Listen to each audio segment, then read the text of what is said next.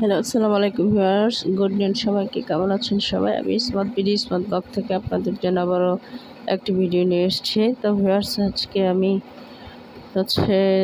কোটা বাছা করতেছি। আজকে আলু দিয়ে ঢেঁড়স ভাজি করবো। এই জন্য ঢেঁড়সগুলো আলুগুলো ধুয়ে আমি কুটে নিচ্ছি।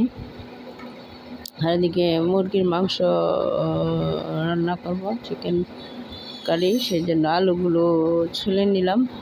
তো এখন আমি আলু ঢেঁড়সগুলা ভাজি বসিয়ে দিচ্ছি। সেই জন্য চুলাতে প্যান বসিয়ে দিয়ে দিলাম তেল এবং পেঁয়াজ কাঁচামরিচ দিয়ে। দেন একটু হয়ে আসলে আমি আলু এবং ঢেঁড়সটা কেটে রাখা আলু ঢেঁড়সটা দিয়ে দিলাম। এখন একটু নেড়েচে অল্প পরিমাণে একটু লবণ দিয়ে দেবো এবং একটু অল্প পরিমাণে একটু হলুদের গুঁড়া দিয়ে দিব।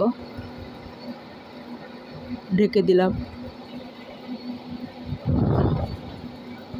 ঢেকে 2-3 মিনিট জাল করলাম একটু সেদ্ধ হওয়ার জন্য, অল্প আছে।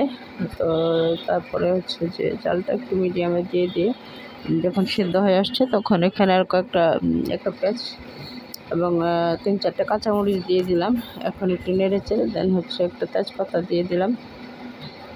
এই যে নামিয়ে নিলাম, হয়ে গেছে আমার আলু ঢেঁড়স ভাজি। ভিউয়ার্স, আলু দিয়ে ঢেঁড়স ভাজিটা খেতে খুবই টেস্টি হয়। আপনারা করে খেয়ে দেখবেন, আসলেই অনেক টেস্টি হয়। তা আমি মাঝে মাঝে করি এটা।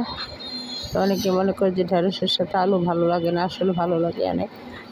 তো আর এদিকে আমি চিকেন কারিটা বসিয়ে দিচ্ছি। সেই জন্য চুলাতে প্যান বসে আমি আলুগুলো আগে একটু ভেজে নিচ্ছি।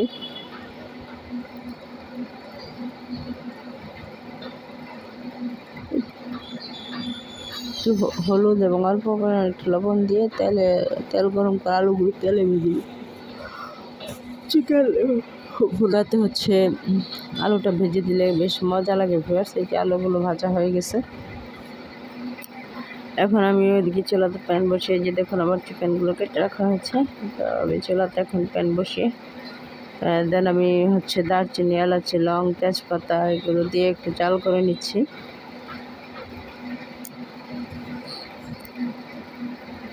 তো এগুলো হয়ে আসলে দেন আমি দিয়ে দিলাম আদা বাটা, রসুন বাটা এবং সেই সাথে পেঁয়াজ বাটা, একটা তেজপাতা দিয়ে এই মশলাটা হয়ে আসলে দেন আমি স্টেপ বাই স্টেপ হলুদের গুঁড়া, মরিচের গুঁড়া, ধনের গুঁড়া, জিরার গুঁড়া এগুলো দিয়ে দিব।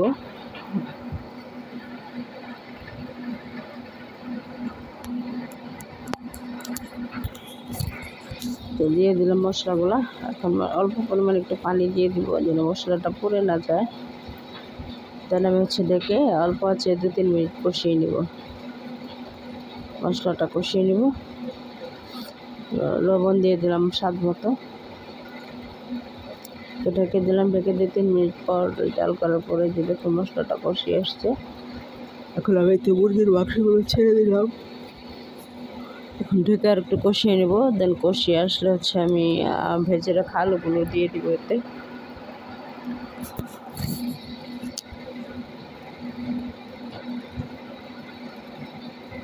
মাংসটা আমার কষিয়ে আসছে, এখন আলুগুলো পর্যায়ে দিয়ে দিলাম ভিউয়ার্স। এইভাবে চিকেন ভুনা করলে খেতে ভিউয়ার্স আলুর ভাজার একটা ফ্লেভারটা পাওয়া যায়, অনেক টেস্টি হয় খেতে। তো এই যে দেখুন আমার আলু সহ মাংসটা কষে এসছে। এখন আমি যেহেতু একটু ঝোল করব, তো পরিমাণ মতো একটু পানি দিয়ে দিব।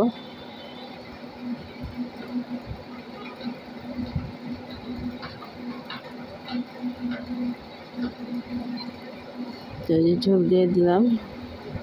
তো হয়ে গেছে আমার মুরগির মাংসটা, চিকেন ভুনা ভিউয়ার্স। তো আমি বাগারও দিয়ে দিয়েছিলাম অফ ক্যামেরা।